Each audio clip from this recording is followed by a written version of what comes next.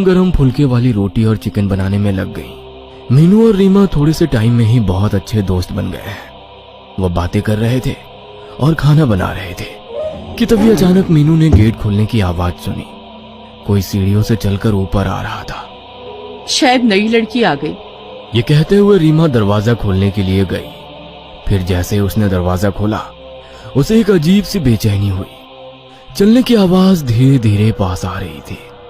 रीमा की दिल की धड़कन तेज हो गई। आवाज पास आती गई और धड़कन बढ़ती गई। किचन में अकेले खड़ी होकर मीनू सोच ही रही थी कि रीमा को इतना टाइम क्यों लग रहा है।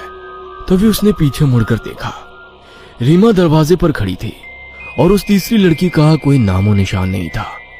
गैस को धीमे करके मीनू भी रीमा के पास आ गई। क्या हुआ? मीनू ने पूछा। तूने भी पैरों की आवाज सुनी ना? रीमा ने कहा। हाँ सुनी तो थी, फिर कोई